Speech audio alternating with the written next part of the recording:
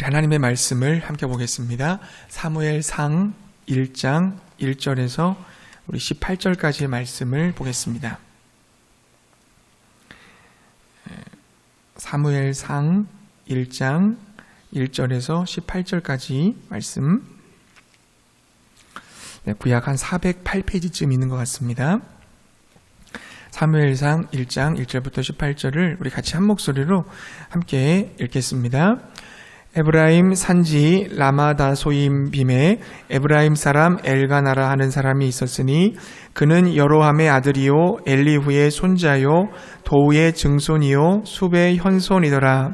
그에게 두 아내가 있었으니 한 사람의 이름은 한나요 한 사람의 이름은 분인나라. 분인나에게는 자식이 있고 한나에게는 자식이 없었더라. 그 사람이 매년 자기 성읍에서 나와서 실로에 올라가서 만군의 여호와께 예배하며 제사를 드렸는데 엘리의 두 아들 홈니와 비느하스가 여호와의 제사장으로 거기에 있었더라. 엘가나가 제사를 드리는 날에는 제물의 분깃을 그의 아내 분인나와 그의 모든 자녀에게 주고 한나에게는 갑절을 주니 이는 그를 사랑함이라.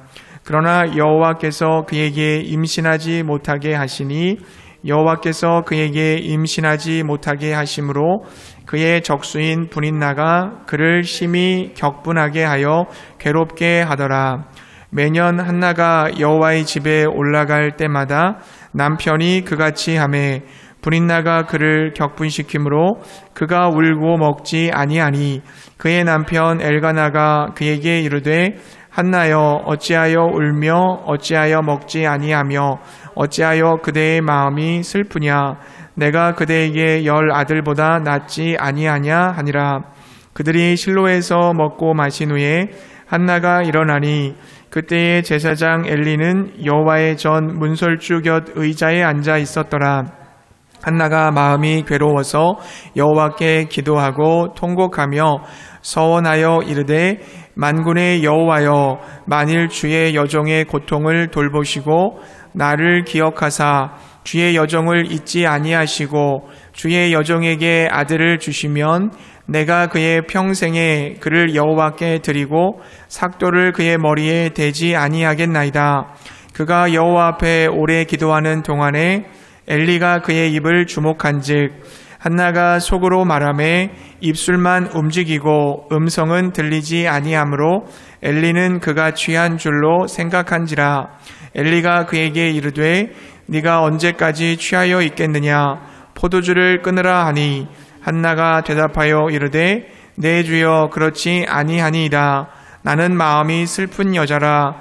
포도주나 독주를 마신 것이 아니요 여호와 앞에 내 심정을 통한 것뿐이오니 당신의 여종을 악한 여자로 여기지 마옵소서. 내가 지금까지 말한 것은 나의 원통함과 격분됨이 많기 때문이니이다 하는지라. 엘리가 대답하여 이르되 평안히 가라. 이스라엘의 하나님이 내게 기도하여 구한 것을 허락하시기를 원하노라 하니 이르되 당신의 여종이 당신께 은혜 입기를 원하나이다 하고 가서 먹고 얼굴에 다시는 근심빛이 없더라. 아멘. 할렐루야. 주의 은혜와 평강이 여러분의 삶에 넘치시기를 바랍니다. 네, 오늘 기도의 사람들을 살펴보고 있는데요. 오늘은 괴로움을 이겨낸 한나의 기도, 괴로움을 이겨낸 한나의 기도라는 제목으로 함께 은혜를 나누도록 하겠습니다. 에브라임 산지에 엘가나라는 사람이 살고 있었습니다. 그는 많은 사람들에게 인정과 존경을 받는 그런 사람이었습니다. 굉장히 가문도 좋고 지위도 높아서 경제적으로도 상당히 부유했습니다. 엘가나에게는 2명의 아내가 있었습니다. 한 명은 한나고 다른 한 명은 분인나입니다. 엘가나는 먼저 한나와 결혼을 했죠. 그런데 한나가 임신을 하지 못하는 겁니다. 그래서 얼마나 많이 걱정이 됐겠어요.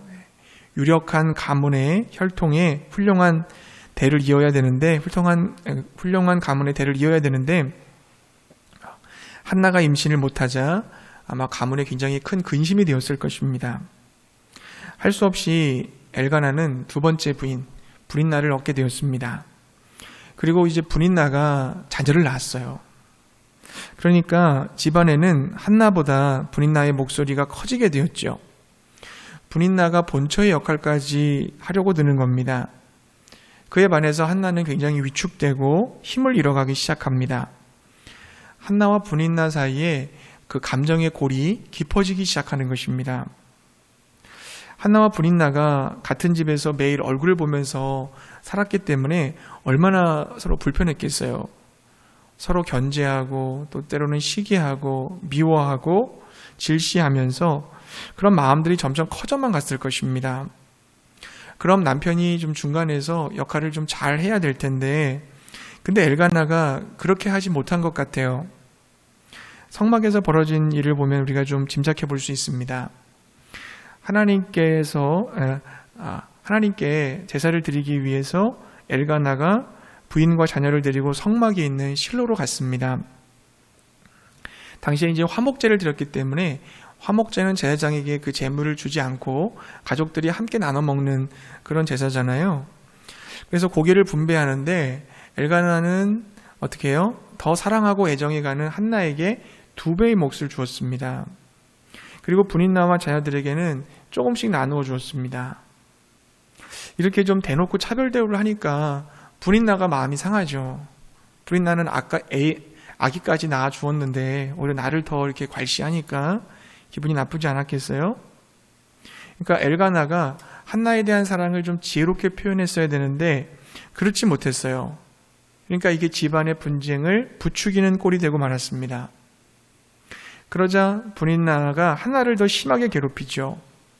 6절 말씀에 보게 되면 브닛나가 한나를 심히 격분하게 하여 괴롭게 했다 이렇게 기록을 하고 있습니다. 7절에도 보면 브닛나가 한나를 격분시켜서 이제 한나가 아예 먹지도 않고 그냥 울고만 있었다 이렇게 기록을 하고요. 10절에 한나는 통곡을 했습니다. 15절에는 자기 스스로를 나는 슬픈 여자입니다 이렇게 칭했어요. 16절에도 자신이 지금 원통함과 격분함이 많다 이렇게 좀 막 울분 자기 그 마음의 아주 괴로운 마음을 굉장히 많이 다양한 언어로 표현을 하고 있습니다. 여러분 한나의 처지를 이해할 수 있겠습니까? 별로 이렇게 보고 싶지 않은 얼굴을 이렇게 대하고 살아가는 것이 불편한 일이잖아요. 한나에게 집은 있었지만 가족이 없는 겁니다. 그의 남편도 굉장히 원망스러웠을 거예요. 내가 만약에 임신을 못하면 조금 기다려줬다가 기도하면서 차차 가지면 될 텐데 그새를 못 참고 둘째 부인을 얻어가지고 이렇게 나를 마음을 어렵게 만들고 또 그 부인에게 굉장히 많이 고통을 당하게 하니까 아무리 남편이 위로를 해준다 할지라도 마음에 들어올 리가 없어요. 한나에게는 가정도 남편도 피난처가 될 수 없었습니다. 한나가 굉장히 심한 고통을 겪고 있었어요.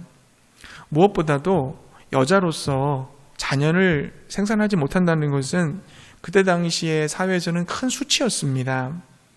고대 세계에서 자녀가 없다는 것은 하나님께 이것은 좀 벌받았다, 심판받았다 이렇게도 여길 수 있는 것이었기 때문에 굉장히 마음에 고민이 많이 됐습니다. 게다가 브닛나의 비웃음과 조롱 그리고 남편에 대한 원망이 그녀를 더욱더 괴롭게 했습니다. 사랑하는 성도님들, 여러분들도 이 한나와 같은 삶의 문제 앞에서 괴로워할 때가 있지 않습니까? 실제로 정말 자녀들이 임신을 못한다거나 그리고 육신의 질고로 병으로 굉장히 고생을 많이 하고 있다든지 또 경제적인 문제로 마음 아파하는 분들이 있을 수 있고요. 또 여러분 인간관계 때문에 누군가 나를 굉장히 미워하고 정말 나를 괴롭히는 그 사람이 있다면 우리 마음이 굉장히 괴로울 것입니다. 우리 인생 앞에 닥치고 있는 이런 여러 가지 괴로움들, 이 괴로움들을 우리가 어떻게 이겨낼 수가 있을까요? 이 괴로움을 어떻게 이겨낼 수 있을까요? 먼저 그 신앙의 인생, 그 신앙의 길을 가신 믿음의 선배들을 보게 되면요. 그들의 간증을 들어보면 하나의 공통점을 우리가 발견하게 돼요. 그들은 모두 그러한 어려움과 괴로움을 극복할 수 있었는데 그것은 뭐냐면 기도를 통해서 기도를 통해서 그것을 극복했다라고 하는 것입니다. 기도를 통해서 인생의 가장 어려운 문제들을 넘어설 수가 있었다는 것입니다. 그렇게 간증을 하고 있어요. 그들은 문제 앞에서 고민만 하고 있었던 것이 아니라 기도했습니다. 기도했어요. 어떤 어려움을 만날지라도 여러분 고민하지 말고 걱정하지 말고 염려하지 말고, 물론 고민이 되지요. 염려가 되고 그리고 걱정과 그런 마음이 들 수 있습니다. 하지만 그 이후에 여러분 기도하시기 바랍니다.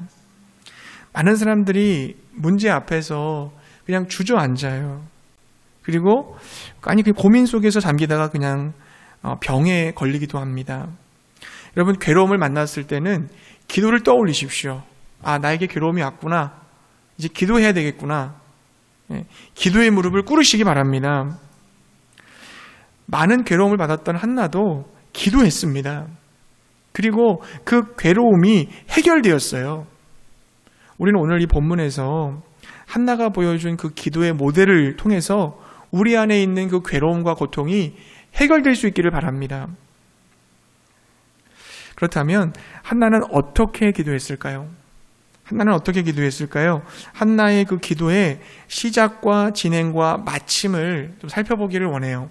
한나가 어떻게 기도했는지 한번 보도록 하겠습니다. 첫째로 기도는 심정을 토함으로 시작되어야 한다는 것입니다. 내 심정을 토함으로 기도가 시작되어야 되는 거예요. 우리들이 기도하는 방식에는 크게 두 가지가 있어요. 하나는 통성기도와 또 하나는 침묵기도가 있습니다. 근데 이 두 부류를 선호하시는 분들이 사이가 별로 좋지 않아요. 왜냐하면 침묵기도 하시는 분들은 어떻습니까? 침묵기도 하는 사람들을 바라보는 통성기도 하시는 분들은 뭐 잠자고 있나? 저 사람 기도하는 건가? 저게 무슨 기도야? 소리도 안 내고 신앙이 없는 사람이구만. 이렇게도 얘기할 수 있어요. 침묵하는 사람들에 대해서, 침묵기도하는 사람들에 대해서 통성기도하는 사람이 비판을 하고요. 반면에 침묵기도하는 사람이 통성기도하는 사람을 보면 또 비판을 합니다. 막 통성기도하고 크게 하는 사람들은 어떻습니까? 하나님이 귀 먹었냐? 남들 왜 기도 못하게 방해하느냐? 통성기도 하시는 분들에 대해서 침묵기도 하시는 분들이 또 비판하는 경우가 있어요. 여러분, 한나는 오늘 본문에서 어떻게 기도했을까요? 자, 여러분 10절을 보게 되면요, 기도하고 통곡했다고 그랬어요. 통곡했다는 것은 통성기도 했다는 거죠. 정말 울면서 슬픈 마음을 가지고 막 기도했다는 거예요. 근데 또 여러분 13절에 보게 되면 한나가 속으로 말하고 입술만 움직이고 음성은 들리지 않았다 그랬어요. 이것은 침묵기도입니다. 그러니까 한나는 통성기도도 하고 침묵기도도 하고 다 했어요. 두 가지 다 했는데 중요한 것은 15절입니다. 15절 말씀해 보니까 이렇게 돼 있죠. 여호와 앞에 내 심정을 통한 것이다. 심정을 통했다는 것은 표준세 번역 성경을 보게 되면 심정을 쏟아놓았다 그렇게 번역을 했어요. 자신의 안의 마음을 밖으로 내뱉었다는 거죠. 토해냈다는 거예요. 이게 여러분 기도의 시작입니다. 여러분이 통성으로 기도하든 침묵으로 기도하든 어떤 형식으로 기도하든 상관없어요.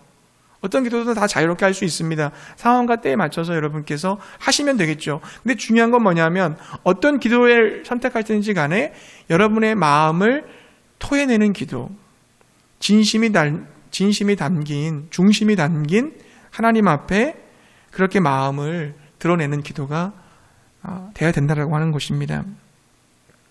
어떤 기도의 방법이든지 간에 기도를 통해 심정을 토해내야 한다는 것이에요. 내 마음에 농축되고 가라앉아 있는 그 고통과 분노와 절망, 아픔, 눈물 이런 찌꺼기들을 주 앞에서 있는 그대로 토해낼 수 있느냐, 쏟아낼 수가 있느냐가 중요한 거예요. 왜냐하면 기도를 응답받기 위해서 여러분 치유를 경험하기 위해서는 상처가 드러나야 되거든요. 기도하는 내 기도자의 마음의 상처가 치유가 돼야 돼요. 치유가 되려면 드러나야 됩니다. 상처가 드러나지 않으면 치유될 수가 없어요. 우리 마음이 정화를 거치지 않으면 치유가 되지 않는 것입니다. 시편 기자가 이렇게 말했어요. 시편 32편 3절에 보니까 내가 입을 열지 아니할 때에 종일 신음함으로 내 뼈가 쇠하였도다. 입을 열지 않고 기도하지 않으니까 내 뼈가 쇠해지는 것 같습니다. 그런 고통을 경험했다고 얘기했어요. 시편 62편 8절은 백성들아 시시로 그를 의지하고 그의 앞에 마음을 토하라. 하나님은 우리의 피난처시리로다. 시편을 묵상하고 있잖아요. 시편에 보면 시편 기자가 자신의 그 속마음을 하나님께 다 얘기해요. 때로는 하나님에 대해서 약간 원망하는 투도 있어요. 하나님이 이렇게 하신 것이잖아요. 하나님 왜 이렇게 하셨습니까? 하나님을 향한 원망의 말투도 있어요. 근데 하나님은 그 기도를 기쁘게 받으세요. 왜냐하면 그래, 네 마음을 내가 안다. 네 속상하고 답답하고 안타까워하는 마음을 나한테 이해한 것으로 내가 안다. 받아주시는 거예요. 내 마음을 알고 계시고 내 고통을 알고 계시고 내 눈물과 내 괴로움, 내 절망, 내 혼돈, 내 무기력, 내 방황, 내 모든 것을 알고 계시는 그 전능하신 하나님 앞에 여러분 털어놓고 기도하시기 바랍니다. 내 삶의 출구를 알고 계세요. 내 문제를 해결하실 수 있고 내게 희망이 되어주시는 그분, 불가능을 가능으로 바꿀 수 있는 전능하신 하나님께 여러분 기도하시기 바랍니다. 심정을 토해내는 기도를 해보세요. 그분은 나를 사랑하고 계세요. 예수님은 제자들을 끝까지 사랑하셨잖아요. 제자들이 예수님을 배신하고 예수님을 떠나고 그리고 예수님을 버릴 것을 다 알고 계셨어요. 그래도 예수님은 어땠습니까? 그들을 끝까지 믿어주셨어요. 그들에 대해서 오래 참아주셨어요. 그들을 향한 기대를 버리지 않았습니다. 비록 지금은 불완전하고 잘 이해하지 못하고 흔들리고 있지만 너희들이 후에 내가 부활한 다음에 성령을 받은 다음에 제자들이 사도가 되어 예수 그리스도의 그 복음을 전파할 사명을 감당할 수 있을 것이라는 것을 믿음의 눈으로 예수님은 바라보고 계셨어요. 고린도전서 13장은 뭐라고 말합니까? 사랑은 모든 것을 참고 모든 것을 믿고 모든 것을 바란다고 그랬습니다. 예수님이 제자들을 그렇게 사랑하신 거예요. 예수님의 그 사랑은 지금도 유효합니다. 여전히 예수님은 우리들을 참아주고 계세요. 믿어주고 계세요. 기대하고 계세요. 게다가 연약해도 넘어져도 귀한 예수님의 제자로 세움을 받아서 영광스러운 하나님의 사역을 감당하는 자들이 될 것을 소망하고 계십니다. 내게 왜 이런 고난이 찾아왔는지, 이 괴로움을 어떻게 해결해야 되는지를 모를 때 나를 여전히 사랑하고 계시는 그 주님께 여러분의 마음을 토해내시기 바랍니다. 하나님이 그 기도를 들으시고 때로는 깨달음을 주실 거예요. 아, 그랬구나. 때로는 여러분을 위로하고 격려해 주실 겁니다. 그리고 여러분에게 용기를 주실 거예요. 그러면서 여러분 응답해 주실 줄로 믿습니다. 인생을 살면서 감당하기 어려운 그 괴로움을 만날 때 내가 달려갈 품이 있다는 거, 내가 거기 가서 안기고 쉴 수 있는 곳이 있다는 거, 이게 얼마나 큰 행복입니까? 이 세상 사람들은 그런 곳이 없으니까 자살하잖아요. 자기 자신을 맡기고 내어놓을 곳이 없으니까 생명을 끊는 거 아니에요? 우리에게는 하나님 아버지의 품이 있습니다. 사랑이 많으신 예수님, 전능하신 하나님, 우리를 도와주시는 그 성령님, 그분께 나와서 여러분 심정을 내려놓으시기를 바라요. 주께서 우리 마음의 상처를 싸매어 주실 것입니다. 치유해 주실 것입니다. 회복을 주실 줄로 믿습니다. 첫 번째 기도는 심정을 토함으로 시작을 했어요. 자, 두 번째, 기도는 하나님께로 초점이 바뀌어서 진행돼야 됩니다. 초점이 하나님께로 바뀌어 진행돼야 돼요. 자, 여러분 우리 11절 말씀을 같이 한번 읽어보겠습니다. 서원하여 이르되 만군의 여호와여, 만일 주의 여종의 고통을 돌보시고 나를 기억하사 주의 여종을 잊지 아니하시고 주의 여종에게 아들을 주시면 내가 그의 평생에 그를 여호와께 드리고 삭도를 그의 머리에 대지 아니하겠나이다. 아멘. 한나가 여호와께 기도하시면서 아이를 허락하신다면 그 아이를 나신으로 바치겠습니다 그랬어요. 나실인, 서원하고 있는 겁니다. 나신이라는 것은 어느 한 기간 동안에 하나님께 드려질 수도 있고, 그리고 전 인생에 거쳐서, 평생에 거쳐서 하나님께 내어드릴 수도 있어요.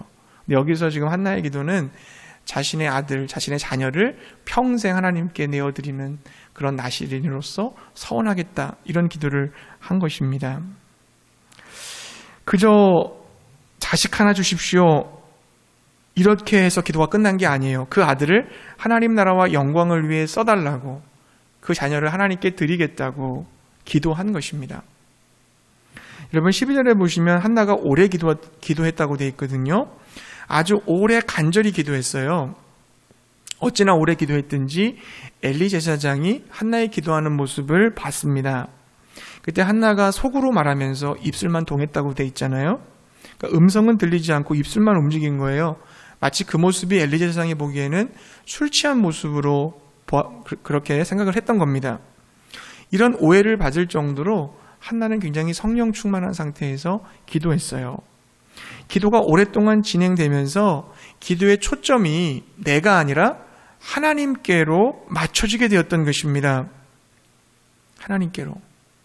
물론 여러분, 우리가 기도하면서 내가 원하는 것, 내가 바라는 것, 그것이 이루어지기를 구하는 것은 너무나 자연스러운 모습이에요.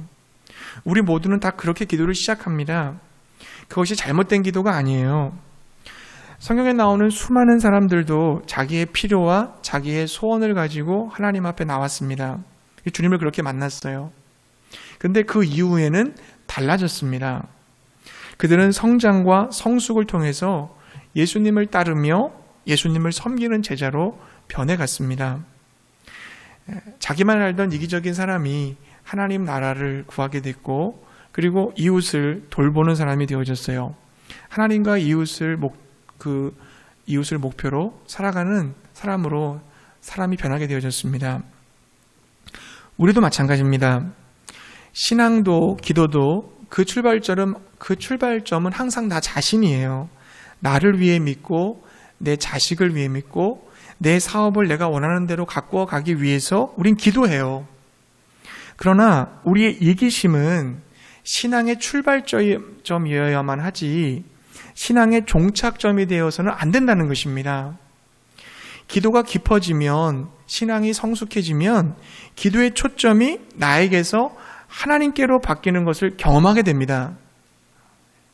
마태복음 6장 7, 8절에 보면 이렇게 말씀하셨어요. 또 기도할 때 이방인과 같이 중언부언하지 말라. 그들은 말을 많이 하여야 들으실 줄 생각하느니라. 그러므로 그들을 본받지 말라. 구하기 전에 너에게 있어야 할 것을 하나님 너희 아버지께서 아시느니라. 아멘. 하나님 아버지께서 내게 있어야 할 것을 이미 다 알고 계십니다. 나보다 나를 더 잘 아시는 분, 나보다 나를 더 정확히 알고 계시고 내게 필요한 것이 무엇인지 분명히 알고 계신 분, 그분이 바로 하나님이시잖아요. 여러분 생각해 보세요. 정말 내게 필요한 것들은요, 우리가 기도하기 전에 이미 다 주셨잖아요. 물, 공기, 값으로 살 수 있는 게 아니잖아요. 그냥 주신 거잖아요. 태양, 이른 비와 늦은 비, 밤하늘에 반짝이는 별, 아름다운 꽃과 나무들, 사랑하는 부모 형제, 정다운 친구들, 그리고 예수님의 보혈, 구원, 새로운 생명, 이거 다 그냥 거저 은혜로 우리 받은 선물들이잖아요. 너무 귀하고 너무 가치 있기 때문에 하나님께서 그냥 우리에게 은혜로 다 주셨어요. 따라서 우리가 기도한다는 것은요, 좋으신 하나님을 신뢰하는 것에서 기도가 출발해야 됩니다. 하나님에 대한 전폭적인 신뢰가 있을 때 비로소 우리의 기도는 나에게서 하나님께로 초점이 바뀔 수가 있는 것입니다. 마태복음 6장 31절부터 33절에 이렇게 말씀하셨어요. 그러므로 염려하여 이르기를 무엇을 먹을까, 무엇을 마실까, 무엇을 입을까 하지 말라. 이는 다 이방인들이 구하는 것이라. 너희 하늘 아버지께서 이 모든 것이 너에게 있어야 할 줄을 아시느니라. 너희는 먼저 그의 나라와 그의 의를 구하라. 그러면 이 모든 것을 너희에게 더하시리라. 아멘. 여러분, 영원하신 하나님의 생명이 예수 그리스도 안에서 우리들에게, 내게로 들어올 때 우리는 그때 영생을 얻게 되잖아요. 영생은 여러분 영원한 생명으로 사는 게 아니에요. 나이 들고 몸이 노쇠해서 아파서 오래 산다고 생각해 보세요. 고통 아닙니까? 영원한 삶을 차라리 저는 영생 원치 않아요. 차라리 행복하게 짧게 살았으면 좋겠어요. 그렇게 생각하는 사람도 있을 거예요. 예수님이 우리에게 주시고 싶은 영생은 예수 그리스도를 만나는, 예수 그리스도와 하나 되어 예수 그리스도가 주시는 기쁨과 평안과 만족과 행복을 누리며 살아가는 그 상태를 말하는 거예요. 그게 영생입니다. 영생은 하나님의 아들 예수 그리스도를 아는 거라고 그랬잖아요. 주님을 알고 주님과 사귀고 주님과 하나 되어 그 새 생명을 누리는 삶을 영위하고 있는 상태가 영생이에요. 그러니까 영원한 하나님 나라 안 가도 지금 우리 안에 그 예수 그리스도를 믿고 살아가고 있다면 우리 영생을 지금 누리고 있는 상태가 되는 거예요. 여러분, 하나님의 생명이, 하나님의 평화와 하나님의 기쁨이 내 것이 되었어요. 원래 기쁨이라는 것은 어떻습니까? 외부의 환경 때문에 내가 기뻐하는 거잖아요. 그런데 하나님이 주시는 기쁨은 내 안에서 솟아나는 거예요. 환경은 상관이 없어요. 내가 달라졌기 때문에, 예수님의 생명이 내게 왔기 때문에, 하나님의 기쁨이 내게 왔기 때문에 내가 기쁜 거예요. 내가 기쁜 거예요. 내가 평안한 거예요. 환경과 상관없이. 이제 여러분, 나는 영원한 시간 속에서 성부, 성자, 성령님과 친밀한 사귐을 누리는 그 교제 안에 초청당했습니다, 여러분. 성부, 성자, 성령, 삼위 하나님이 영원토록 교제하고 계시잖아요. 그 아름다운 공동체 안에 저와 여러분을 불러주셨다고요.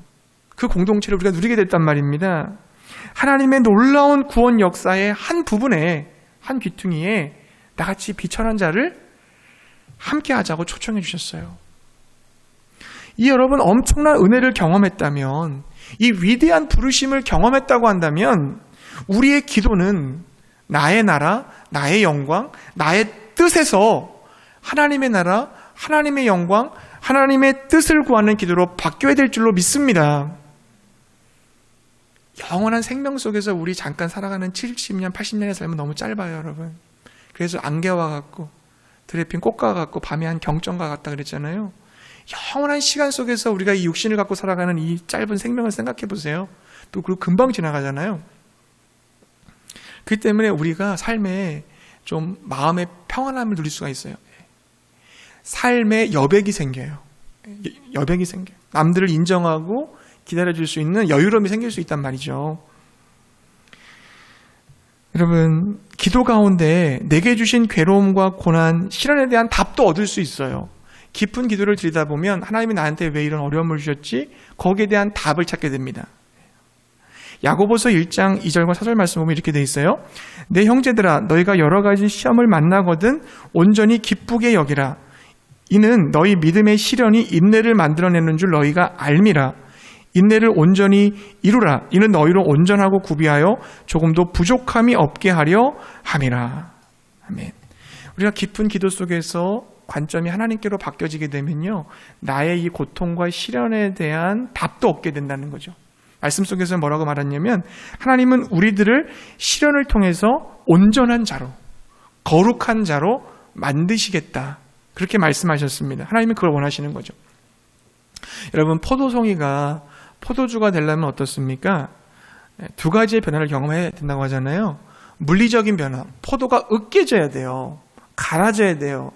포도가 으깨진 모습으로 변화되는 것을 물리적 변화라고 그래요. 으깨진 상태에서 약간 좀 둬야 됩니다. 그래서 으깨진 상태로 약간 발효를 시켜야 돼요. 그러면 화학적 변화가 일어나서 포도주가 되는 거예요. 물리적 변화와 화학적 변화를 경험하면서 포도는 포도주가 됩니다. 그리고 그 포도주는 시간이 지나면 지날수록 어때요? 묵으면 묵을수록 더 귀한 포도주가 될 거예요. 하나님께서는 우리를 최상품의 포도주로 만드시기 위해서 으깨시고 발효 과정을 거치게 하십니다. 으깨진 상태로 그냥 두시는 거예요. 발효할 수 있도록. 그래서 예수님의 성품을 닮아가는 신의 성품에 참여하는 자가 되게 만들어주시고, 이웃을 이해하고 수용할 수 있는 넓은 주님의 마음을 갖게 해주시고, 성숙한 신앙인으로 우리를 만들어 가심을 믿으시기 바랍니다.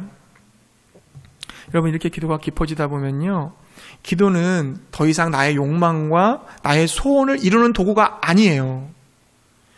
이것은 하나님의 영광을 위해 하나님의 자녀로서 바르고 아름답게 살기 위한 도구로 인식하게 되는 것입니다. 하나님의 뜻을 분별하게 돼요. 기도를 통해서. 그 뜻대로 진실하게 살아가기 위해서 기도하게 됩니다. 그럴 때 여러분 그 기도가 어찌 응답되지 않겠습니까? 그래서 여러분 요한복음 14장 13절부터 14절에 이렇게 말씀해 주셨어요. 너희가 내 이름으로 무엇을 구하든지 내가 행하리니 이는 아버지로 하여금 아들로 말미암아 영광을 받으시게 하려 함이라. 내 이름으로 무엇이든지 내게 구하면 내가 행하리라. 예수 그리스도 안에 있고 예수 그리스도의 그 마음으로 내가 하나님의 뜻 가운데 하나님의 백성답게 바르게 살아가기 위해서 주님께 은혜를 구하며 기도를 하고 있는데 하나님이 그 기도를 들으시고 어찌 응답을 안 해주실 수 있냔 말이에요. 하나님 마음하고 딱 맞는 마음인데 반드시 응답을 해주신다는 것입니다. 사랑하는 성도님들, 깊은 기도를 드리시기 바랍니다. 기도의 초점이 나에게서 하나님께로, 하나님의 나라로 바뀌시기를 바라요. 우리 다 어른이 되었는데요. 어른이 되었는데 여전히 초등학생들의 그런 어떤 행동을 하면 곤란해지지 않겠습니까? 이제 여러분 계속되는 그 기도 속에서 기도 생활 계속 해오고 있는데 그 기도 속에서 하나님께로 초점이 바뀌는 은혜를 경험하시기 바랍니다. 기도가 나의 심정을 토로하는 것으로 시작되어서 초점이 하나님께로 바뀌기로 진행되다가요. 이제 세 번째, 기도는 응답의 확신으로 맞춰져야 되는 거예요. 응답의 확신으로 기도가 맞춰져야 됩니다. 한나가 기도하면서 어느 순간 기도를 응답을 확신을 하게 돼요. 17절을 보니까 엘리 제사장이 한나에게 하나님께서 네가 간구한 것을 허락하기를 원한다 이렇게 선언을 했어요. 그러자 한나가 어떻게 반응을 했습니까? 자, 18절의 말씀인데요. 우리 18절의 말씀 같이 읽어보겠습니다. 18절 함께 읽겠습니다. 이르되 당신의 여종이 당신께 은혜 입기를 원하나이다 하고 가서 먹고 얼굴에 다시는 근심빛이 없더라. 아멘. 자, 고통과 염려와 근심이 다 떠나가고 얼굴에 기쁨과 빛이 충만했다는 겁니다. 한나가 기도 응답을 확신한 거죠. 여러분, 아기를 낳으려면 어때요? 한 10개월은 있어야 되잖아요. 기다려 봐야 되는 거거든요. 그리고 임신을 했다 할지라도 그 아이가 건강하게 출산되느냐는 또 다른 문제예요. 좀 지켜볼 필요가 있을 텐데, 근데 한나는 하나님의 응답을 그냥 확신했어요. 기도의 자리를 일어났습니다. 저는 한나가 하나님께서 자신에게 아기를 주실 것을 확신했을 수도 있다라고 봐요. 근데 그러나 반대로 자신에게 아기를 주지 않는다고 하셔도 괜찮다는 믿음을 가지게 된지도 모릅니다. 어떤 응답이 오든 한나의 마음에는 평안함이 임한 거예요. 이제는 남편을 향해서 원망이 사라져 버렸어요. 브린나가 아무리 옆에서 내 화를 돋구어도 밉지가 않아요. 그는 모든 것을 하나님께 다 맡기게 된 겁니다. 저는 이것이 기도의 응답인 줄로 믿습니다. 문제가 해결이 안 됐어도, 상황은, 환경은 여전히 어려워도, 그 어떤 문제도 나를 흔들지 못할 때 주님 안에서 나는 안정감을 느끼고 하늘의 평안함을 누리게 되고, 그것이 여러분 기쁨, 그것이 바로 기도의 응답인 줄로 믿으시기 바랍니다. 그게 기도의 응답이에요. 겟세마네 동산에서 예수님의 기도를 떠올려 보세요. 기도하실 때 아버지, 내 뜻대로 마시고 아버지의 뜻대로 하옵소서 그러셨어요. 그렇게 기도했던 예수님처럼 내 기도 제목을 버리셨어요. 예수님은. 그리고 하나님의 기도 제목을 붙들 때 그것이 응답이었잖아요. 마찬가지예요. 내가 주님의 뜻에 내가 묶이고 주님의 말씀에 내가 동참하기 시작할 때 그때가 기도 응답을 받는 순간인 줄로 믿습니다. 여기에 진정한 자유가 있어요. 예수님 안에 주님의 뜻 가운데 내가 묶여 있을 때, 주님의 등에 내가 엎여 있을 때, 그렇게 인생의 길을 걸어갈 때 진짜 자유를 누리게 되는 거예요. 여러분, 주님의 등에 엎인다는 것은 어떤 뜻이냐면 주님이 인도하시는 그 길 그대로 따라가겠다는 겁니다. 내가 엎여갖고 주님 일로 가세요, 일로 가세요, 이쪽으로 가세요, 그렇게 하지 않겠다는 거예요. 주님이 나를 업으시고 주님이 나를 이끄시는 대로 나는 그냥 주님과 함께 그대로 그 길을 따라서 동행하겠습니다. 이 뜻이 바로 주님께 엎여 있다는 의미예요. 그때 자유가 임한다는 거죠. 응답을 하시든 안 하시든, 좋은 길로 가든 아니면 좀 험한 길로 가시든 어떤 길로 가시든 내 마음은, 내 영혼은 평안한 거예요. 그 자유를 경험하는 우리 모두가 되기를 바랍니다. 내가 원하는 응답보다 하나님은 나에게 훨씬 더 좋은 것으로 응답해 주세요. 그 하나님을 믿으세요. 하나님이 나를 더 잘하시고 나를 사랑하시기 때문에 가장 좋은 것을 주시는 거예요. 이 사실을 믿고 기도 응답의 확신을 가지고 기도를 마무리할 수 있는 우리 모두가 되시기를 바랍니다. 말씀을 정리하겠습니다. 여러분, 괴로움이 있으십니까? 고난과 시련과 문제가 있으십니까? 그냥 앉아서 절망만 하지 마세요. 기도하시기 바랍니다. 어떻게 기도해요? 그분께 나와서 나의 심정을 토로하는 거죠. 정말 진실되게 기도하는 거예요. 그분의 도우심을 구하고 기도하다 보면 어느새 기도의 초점이 내게서 하나님께로 바뀌게 돼요. 그리고 하나님의 선한 뜻 안에서 나에게 응답을 주실 것을 확신하게 됩니다. 내 뜻대로가 아니더라도 하나님의 선한 뜻 가운데 응답되는 것을 확신하게 될 줄로 믿습니다. 한나가 드디어 아들을 낳았잖아요. 그 아들을 하나님께 드려요. 얼마나 귀한 아들이겠어요. 하나님께 드리는 게 쉬웠겠어요. 근데 젖되고 나서 그 아들을 하나님께 바치는데요. 그 아들이 바로 사무엘이에요. 사무엘은 누굽니까?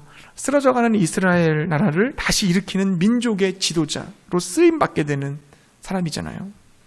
그리고 그 이후에 하나님께서 한나에게 더 많은 자녀를 낳게 해주셨어요. 더 많은 자녀를 주셨어요. 여러분, 불임 여성이에요. 상처가 많은 여인이에요. 괴로움이 심한 그 여인의 기도가 나라를 바꾸게 했습니다. 하나님 나라의 위대한 도구로 사용되어졌어요. 여러분, 기도하지 않으시겠습니까?